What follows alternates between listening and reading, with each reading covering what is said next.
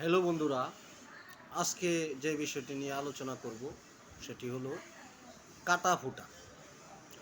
আমরা সাধারণত চলাফেরা করতে গিয়ে বিভিন্ন কাটা, বাঁশের ছাল ইত্যাদি, পিন, পেরেক, সুচ ইত্যাদি আমাদের কাটা ফুটতে পারে এবং অনেক সময় খাবারের সময় মাছের কাটা গলায় ফুটতে পারে।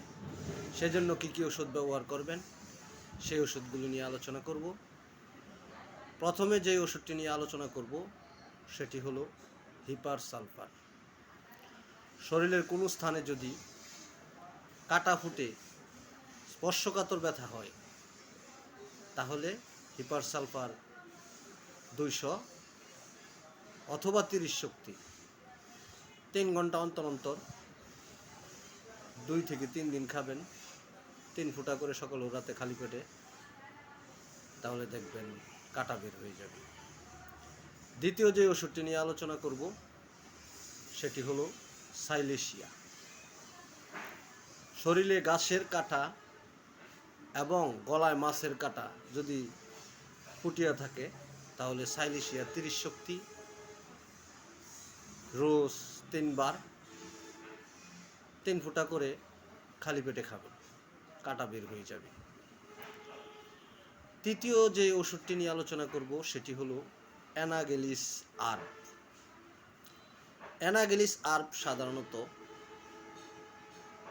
বাঁশের ছাল, ঘাসের কাটা ইত্যাদি ফুটে যদি ব্যথা হয় তাহলে অ্যানাগেলিস 200 শক্তি সকালে রাত্রে খালি পেটে 3 ফুটা করে খাবেন, কাটা বের হয়ে যাবে।